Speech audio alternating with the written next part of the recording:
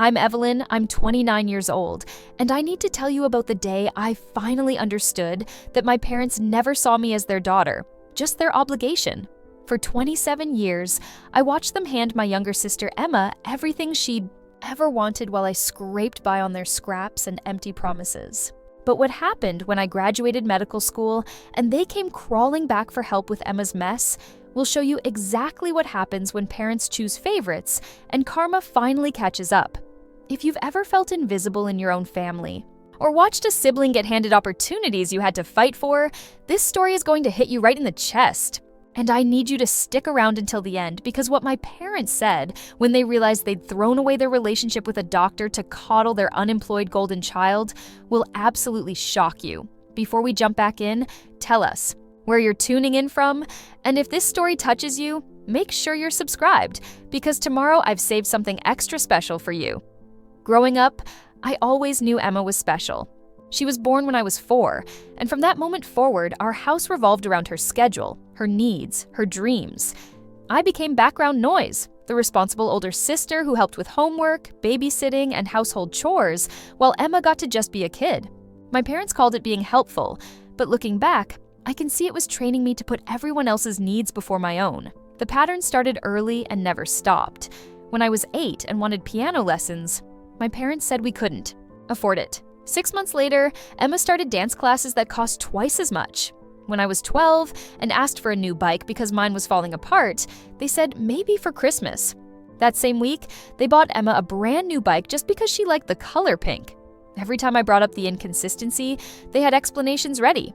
Emma was younger, Emma needed more attention, Emma was going through a difficult phase. I learned to stop asking. High school was when the financial favoritism became impossible to ignore. I worked part-time at a local grocery store to buy my own school supplies, clothes, and save for college.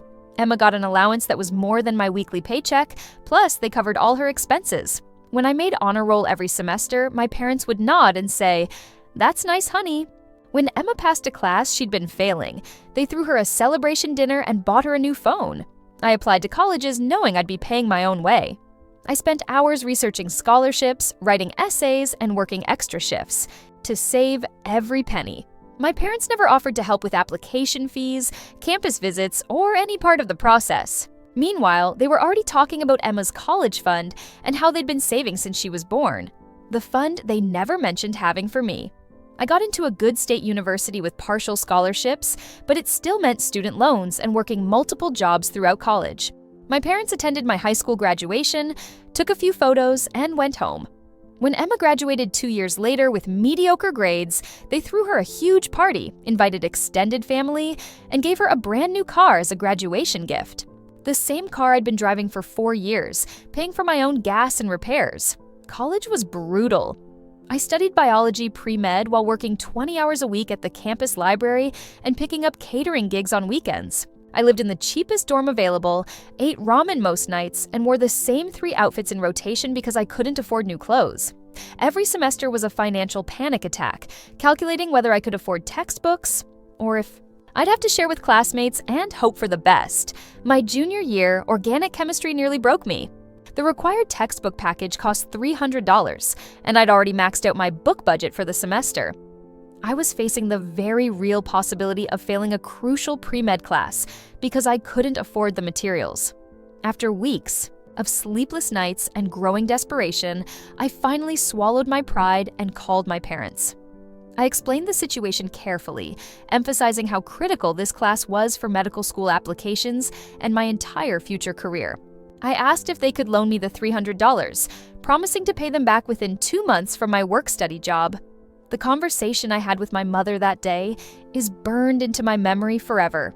She listened to my explanation, then sighed heavily before telling me they simply didn't have that kind of money to spare. She said they understood education was important, but $300 was a lot to ask for, especially when I should have planned better. She suggested I try to find used books online or see if the library had copies I could borrow. When I explained that I'd already exhausted those options, and this was truly my last resort, she said they'd think about it and get back to me. They never called back. I ended up borrowing money from my roommate's family and spending that entire semester stressed about debt on top of the academic pressure. I made an A in the class, but the humiliation of my parents' rejection stayed with me long after the grade was posted. 6 months later, Emma decided she wanted to buy a house. She was 22, working part-time at a retail job, and had been living in my parents' basement since dropping out of community college after one semester. She'd never paid rent, never bought groceries, never contributed to household expenses. But suddenly she wanted to be a homeowner, and my parents thought it was a wonderful idea. I found out about their gift during a family dinner, where Emma excitedly announced she'd found the perfect starter home, and our parents had agreed to give her $15,000 for the down payment. $15,000. The same parents who couldn't spare $300 for textbooks were casually handing over 50 times that amount to fund Emma's whim. I sat there in stunned silence as they discussed closing dates, moving trucks, and housewarming party plans. Nobody asked how I was doing in school. Nobody mentioned my upcoming MCAT exam. Nobody seemed to remember that I existed at all. When I finally found my voice and asked about the down payment gift, my mother casually mentioned they'd been saving up for this exact purpose. They'd been planning to help Emma with a house for years. The same parents who told me they couldn't help with college because they hadn't been able to save enough had somehow accumulated $15,000 specifically for Emma's benefit. When I pointed out the timing coincidence with my textbook request, my father said the two situations weren't comparable. Emma was making a smart investment in her future, while textbooks were just a temporary expense I should have budgeted for myself. That dinner was my wake-up call. I finally understood that no amount of achievement, responsibility, or desperation would ever make me worthy of their support. I was the child who was expected to figure everything out alone, while Emma got handed solutions to problems she'd never even encountered yet. I threw myself into medical school applications with a fury I'd never felt before. Every rejection letter motivated me to work harder. Every acceptance felt like proof that I didn't need their validation to succeed. I got into 3 medical schools and chose the one with the best financial aid package, knowing I'd be taking on significant debt but determined to build a life they couldn't touch. Medical school was 4 years of grinding poverty, 90-hour weeks, and constant stress. I lived with roommates, ate hospital cafeteria leftovers, and wore scrubs everywhere because they were free and I couldn't afford regular clothes. My parents occasionally asked how school was going, but they never offered help or seemed particularly interested in the details. They attended my white coat ceremony but left early because Emma had a work event they wanted to support. Meanwhile, Emma's house adventure was going exactly as you'd expect. Within a year, she'd defaulted on her mortgage, payments twice, had the utilities shut off for non-payment, and was calling my parents weekly for emergency money. The $15,000 gift became $15,000 plus monthly bailouts, repair costs, and eventually hiring someone to manage her finances because she couldn't handle basic adult responsibilities. By my 4th year of medical school, Emma had moved back in with my parents after losing the house to foreclosure. She'd lived there rent-free for 8 months while I was completing my clinical rotations, sleeping in hospital call rooms, and living off vending machine dinners because I couldn't afford an apartment near my rotation sites. I matched into a competitive residency program at a prestigious hospital 3 hours away from my hometown. The day I got the news, I called my parents excitedly to share the achievement. My mother congratulated me politely, then immediately changed the subject to ask if I could lend Emma money for a new car, since hers had broken down again. The irony was so thick I actually laughed out loud, which confused her terribly. Residency was brutal, but transformative. I was finally earning a salary, even though most of it went to loan payments and basic survival. I was also finally surrounded by people who understood the value of hard work and dedication. My fellow residents became my chosen family, supporting each other through impossible schedules and life-changing decisions. During my 2nd year of residency, I met Dr. Martinez, an attending physician who became my mentor. She noticed that I never took vacation days and rarely mentioned family visits. When she asked about my support system, I received an unexpected call from my mother. She'd heard through family friends that I'd been promoted to department head at my hospital and was being featured in a medical journal for my research. She seemed surprised that such significant career developments had happened without her knowledge, and slightly hurt that I hadn't shared the news. I explained politely that I'd learned not to expect enthusiasm for my achievements from them, so I'd stopped offering updates about my professional life. She seemed genuinely confused by this explanation, apparently having forgotten years of lukewarm responses to my academic and career successes. When she asked if I was angry with them, I said I wasn't angry, but I'd adjusted my expectations to match their level of interest in my life. That conversation led to several more, where my mother seemed to be trying to rebuild our relationship, but without acknowledging the patterns that had damaged it. She'd ask about my work and then immediately change the subject to Emma's job search struggles.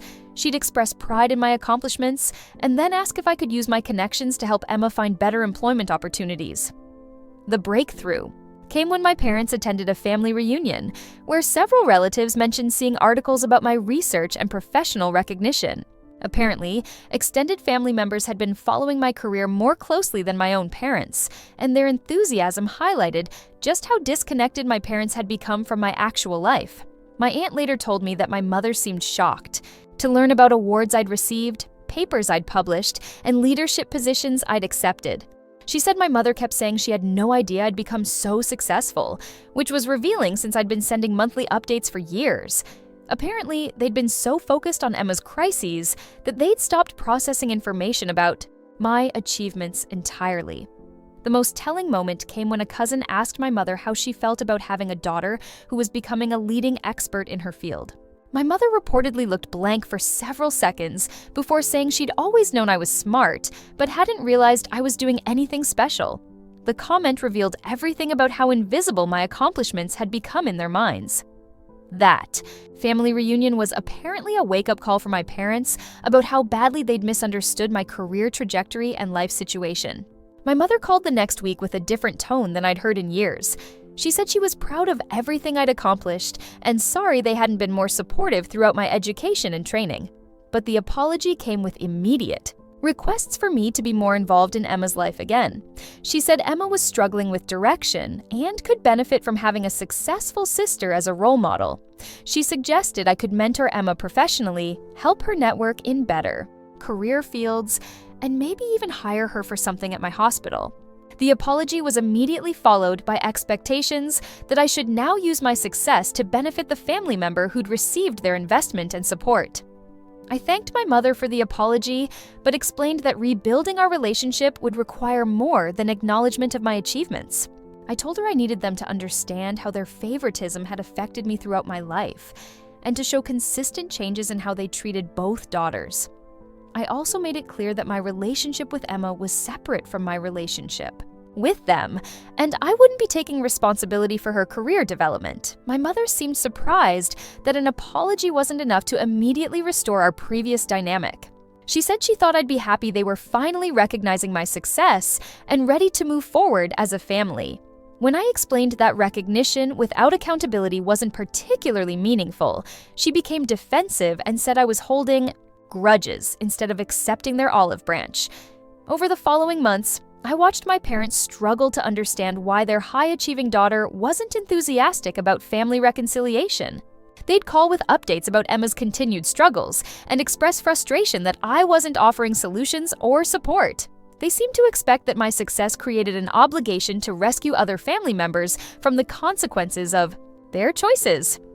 The final test of their sincerity came when Emma asked me directly for a loan to start a business she'd been planning. She called crying, explaining how hard it was to rebuild her life after her divorce, and how much a small business loan would mean for her future stability. She said our parents had suggested she ask me since I was the only family member with access to that kind of money. I listened carefully to her business plan, which was vague and unrealistic, and her financial projections, which were based on wishful thinking rather than market research. When I asked specific questions about her preparation and experience, it became clear she'd put minimal effort into planning and was essentially asking me to fund a very expensive hobby. I declined the loan politely, explaining that I didn't mix family relationships with business investments, especially for ventures that seemed unlikely to succeed. I offered instead to help her find small business development resources and guidance that might help her create a more viable plan if she was serious about entrepreneurship. Emma's reaction was immediate tears and accusations that I was being mean and selfish. She said I clearly didn't care about her happiness and was punishing her for our parents' past behavior. She finished by saying she'd always known I resented her, but had hoped success would make me more generous instead of more bitter. The conversation revealed that Emma had learned to frame her requests in terms of family loyalty and emotional manipulation, just like our parents. She'd never developed skills for handling rejection or disappointment because she'd rarely experienced either. My refusal to enable her pattern was being interpreted as cruelty rather than healthy boundary setting. When my parents called to discuss Emma's disappointment, I explained my position clearly. I told them I wouldn't be providing financial support to family members who'd never supported me, especially for poorly planned ventures that were likely to fail. I said my money was the result of years of sacrifice they'd never acknowledged, and I wouldn't be sharing it with people who taught me that family support was conditional on convenience. My father's response was the most honest conversation we'd ever had about our family dynamics. He admitted they'd probably made mistakes in how they'd treated me compared to Emma, but said they'd thought I was strong enough to handle independence while Emma needed more help. He said they'd never intended to hurt me, but realized they might have been unfair in their distribution of support and attention. It was the closest thing to real accountability I'd ever received from either parent. But it was also clear that their understanding of the damage was still superficial. They saw it as a difference in parenting styles rather than systematic favoritism that had shaped my entire relationship with the concept of family support. 2. Told my father I appreciated his honesty and willingness to acknowledge their mistakes. But I also explained that rebuilding trust would require consistent behavioral changes, not just verbal recognition of past errors. I said I was open to having a relationship with them, but it would be based on who we were now rather than obligations. From the past, the conversation marked the beginning of a very different relationship with my parents. I stayed in regular contact, but maintained clear boundaries about what I would and wouldn't provide in terms of emotional labor and financial support. I celebrated my father's continued good health, but didn't become the family crisis manager they seemed to expect. Most importantly, I stopped waiting for them to understand the full impact of their favoritism. I realized that some people are incapable of the kind of deep self-reflection required to truly comprehend how their actions affect others. Their limitations didn't diminish my worth or invalidate my experiences, they just informed my expectations for future interactions. Emma eventually found steady employment and started developing some basic life skills, though she continued to struggle with financial management and realistic goal setting. I maintained polite distance from her dramas and crises, offering encouragement when asked, but not stepping in to solve problems she needed to handle herself. My parents gradually learned to celebrate my achievements without immediately asking for favors or trying to redirect my success toward Emma's benefit. They started sending congratulations cards for professional milestones and asking about my life without ulterior motives. The changes were small but consistent, suggesting genuine effort to improve our relationship.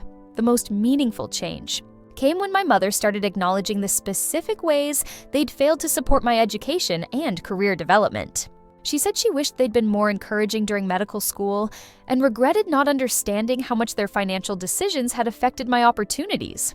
She never offered to repay past debts, but she stopped acting like my independence had been a gift rather than a necessity. 3 years after that first crisis phone call, our family has reached a stable equilibrium that works for everyone. My parents and I have regular contact based on mutual respect rather than obligation. Emma and I are cordial, but not close, which feels appropriate given our different life experiences and values. I found myself telling her about my parents' favoritism and the years of financial neglect. She listened without judgment, then said something that changed my perspective forever. She told me that some parents are too damaged to recognize the treasure they have in front of them and that their blindness doesn't diminish my worth. She said my dedication and resilience were rare qualities that would serve me well throughout my career, and that the family I chose would ultimately matter more than the family I was born into. She also suggested I start setting boundaries to protect my emotional energy for the people who actually valued me. I started saying no to family guilt trips and emergency financial requests. When Emma called asking for money to fix her latest crisis, I simply said I wasn't available to help. When my parents expressed disappointment that I couldn't visit for every family gathering, I explained that my residency schedule came first. They seemed shocked that I wasn't automatically prioritizing their convenience anymore. The real turning point came during my chief resident year when I received the Outstanding Resident Teaching Award and was invited to present my research at a national medical conference. It was the biggest honor of my career to that point, and I was genuinely excited to share the news with my family. My parents' response was lukewarm congratulations, followed immediately by complaints that I was becoming too distant and successful for my own good. That same week, Emma announced she was engaged to a man she'd been dating for 3 months and wanted to have a big wedding. My parents were thrilled and immediately began planning how they could afford to pay for their dream celebration. The wedding budget they discussed over dinner was more than my annual residency salary. I realized then that I needed to prepare myself for a lifetime of watching my parents invest in Emma's happiness while treating my achievements as expected rather than celebrated. The understanding was liberating and heartbreaking at the same time. I finally stopped hoping they would change and started building a life where their approval wasn't necessary for my happiness. After completing residency, I accepted a position at an excellent hospital with a starting salary that seemed impossible after years of poverty. I moved across the country, bought my first car with cash, and started sending my parents brief monthly updates instead of waiting for them to show interest in my life. The distance felt healthier than anything I'd experienced in years. Emma's wedding was scheduled for the fall, and my parents called to inform me that they expected me to take time off work to participate in the festivities. They'd already told Emma I'd be a bridesmaid and help with planning since I finally had a good job and could afford to contribute. The assumption that my time and money were automatically available for Emma's benefit was so familiar, it didn't even surprise me anymore. I politely declined to be in the wedding party, explaining that I'd already committed to covering shifts for colleagues during that period. My mother's response was immediate outrage. She said family comes first, I was being selfish and jealous, and Emma was devastated by my rejection. When I offered to attend as a guest instead, she said that wasn't enough and I needed to show more support for my sister's happiness. The conversation escalated quickly. Years of suppressed frustration came pouring out as I reminded my mother of every time they'd chosen Emma over me, every financial favor they'd given her while denying me basic support, every achievement of mine they'd minimized while celebrating. Emma's mediocrity. I told her I was done pretending their treatment was normal or acceptable. My mother's response revealed everything I needed to know about her true feelings. She said I'd always been jealous of Emma's success and happiness, that my academic achievements didn't make me better than anyone else, and that my attitude was exactly why they'd always found it easier to help Emma. She said Emma was grateful and loving while I was cold and demanding. She finished by saying they'd raised me to be independent, and I should be proud that I didn't need their help instead of holding grudges about the past. That conversation was the last honest discussion I had with my parents for over a year. I attended Emma's wedding as planned, smiled for photos, and gave a gracious toast wishing her happiness. But I also made mental notes of everything I observed. The $50,000 reception they somehow funded, the honeymoon to Europe they paid for as a wedding gift, and the new furniture they bought for Emma's apartment because starting married life was so expensive. After the wedding, I went back to my life and career with a clear understanding of exactly where I stood in my family's priorities. I stopped calling regularly, stopped sharing professional updates, and stopped being available for Emma's ongoing financial emergencies. My parents interpreted this as selfishness, but I recognized it as self-preservation. 2 years later, everything changed in a way I never could have predicted. I was now an attending physician with a comfortable salary and growing reputation in my field. I'd paid off my student loans, bought a beautiful house, and was being courted by several prestigious hospitals for leadership positions. My life was everything I'd worked toward, and I was finally at peace with my family's limitations. Then I got the phone call that would put everything into perspective. My mother was crying, which was unusual enough to get my immediate attention. She explained that Emma's marriage had imploded after 18 months. Her husband had left her with significant debt, and she was facing bankruptcy.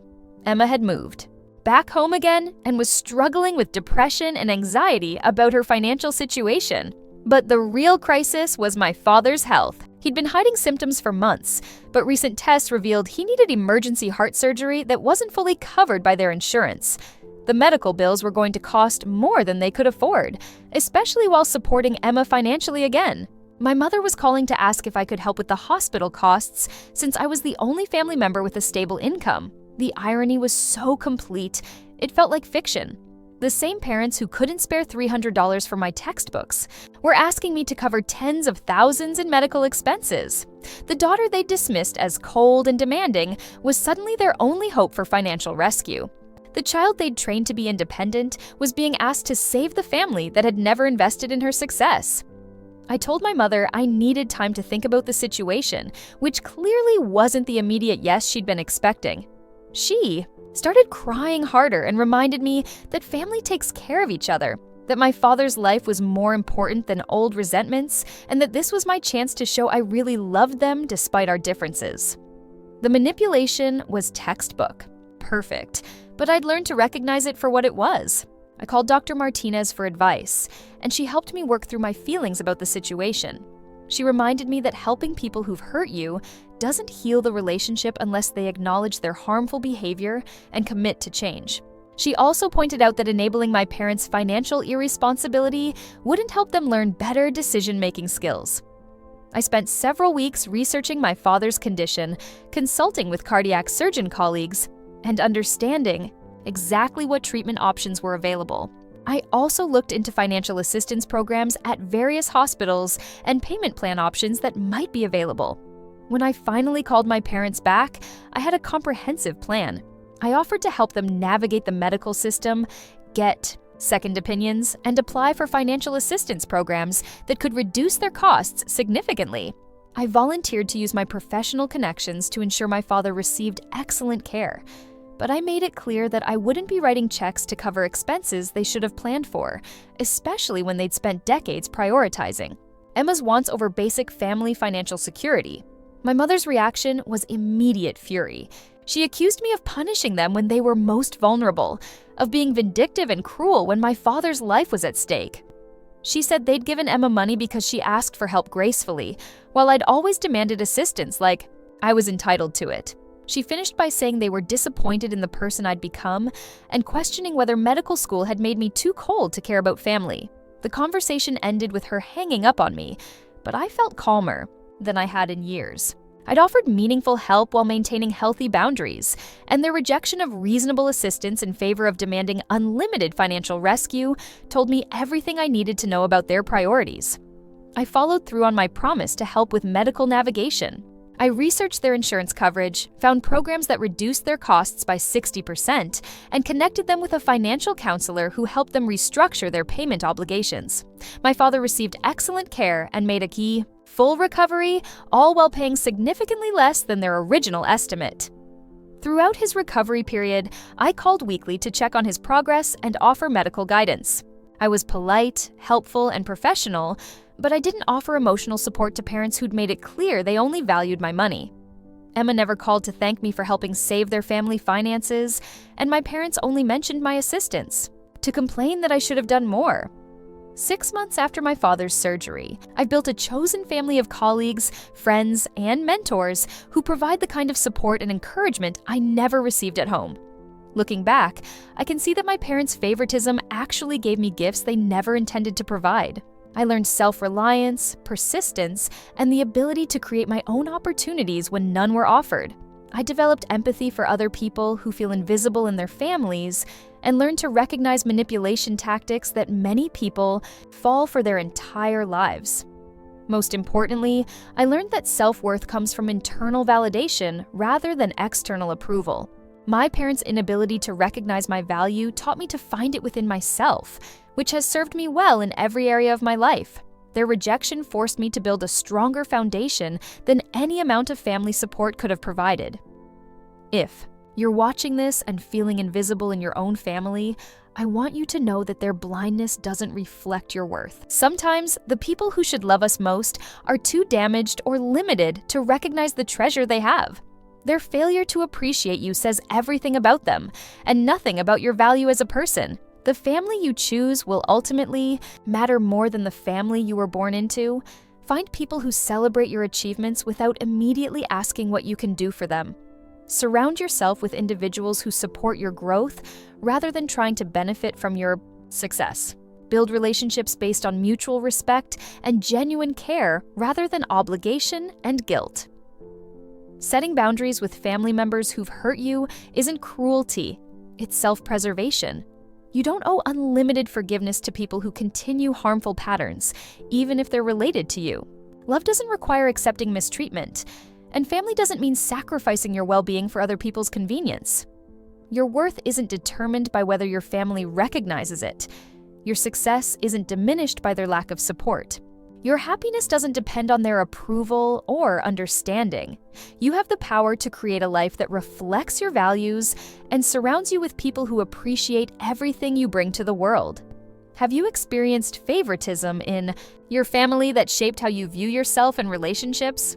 Have you had to set boundaries with parents or siblings who took your support for granted while investing in other family members? Share your story in the comments because there are so many people who need to hear they're not alone in navigating these complicated family dynamics.